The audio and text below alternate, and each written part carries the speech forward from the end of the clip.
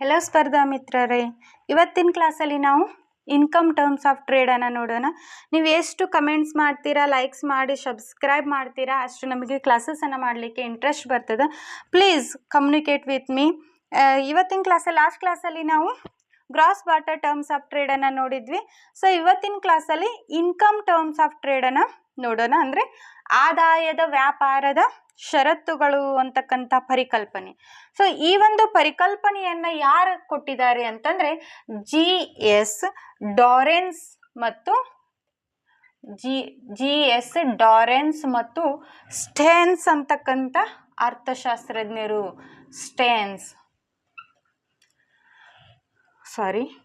Stains ಅಂತಕ್ಕಂಥ ಅರ್ಥಶಾಸ್ತ್ರಜ್ಞರು ಏನು ಮಾಡಿದ್ದಾರೆ, ಈ ಒಂದು ಪರಿಕಲ್ಪನೆಯನ್ನು ಪರಿಚಯಿಸಿದ್ದಾರೆ. ಸೊ ಈ ಪರಿಕಲ್ಪನೆ ಯಾವುದೊಂದು ದೇಶದ ಅಂತಾರಾಷ್ಟ್ರೀಯ ಆದಾಯವನ್ನು ವ್ಯಕ್ತಪಡಿಸ್ತದೆ. ಏನನ್ನ ಅಂತಾರಾಷ್ಟ್ರೀಯ ಆದಾಯವನ್ನು ವ್ಯಕ್ತಪಡಿಸ್ತಕ್ಕಂಥದ್ದು ಈ ಒಂದು ಪರಿಕಲ್ಪನೆ ಅಂತ ಹೇಳ್ಬೋದು. ಇದರ ಅರ್ಥ ಆದಾಯದ ವ್ಯಾಪಾರದ ಷರತ್ತುಗಳು ಬೆಲೆಯ ಬದಲಾವಣೆಯ ಜೊತೆಗೆ ವ್ಯಾಪಾರದಲ್ಲಿಯ ಬದಲಾವಣೆಗಳ ಗಾತ್ರವನ್ನು ಸಹ ಲೆಕ್ಕ ಹಾಕ್ತದ ಅಂತ ಹೇಳ್ಬೋದು. ಇಲ್ಲಿ ಏನು ಮಾಡ್ತದ, ಬೆಲೆಯ ಬದಲಾವಣೆಯ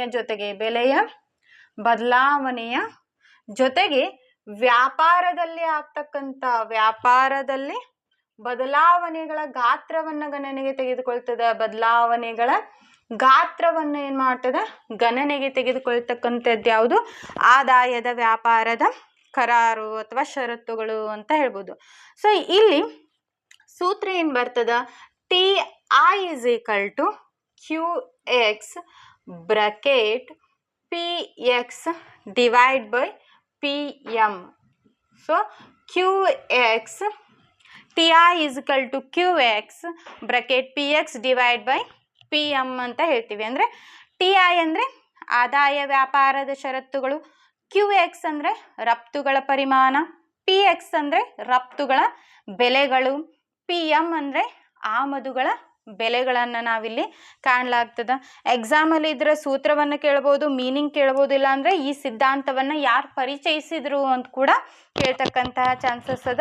ಸೊ ಅದಕ್ಕೆ ಪ್ರತಿಯೊಂದು ವಿಡಿಯೋಗಳನ್ನು ನೀವು ನೋಡ್ತಾ ಹೋದಂತೆ ನಿಮಗೆ ಎಲ್ಲವೂ ಕೂಡ ಅರ್ಥ ಆಗ್ತದೆ ಮತ್ತು ಎಕನಾಮಿಕ್ಸ್ ಕೂಡ ಈಸಿ ಅನ್ನೋ ಕಾನ್ಸೆಪ್ಟ್ ಕೂಡ ನಿಮ್ಗೆ ಗೊತ್ತಾಗ್ತದೆ.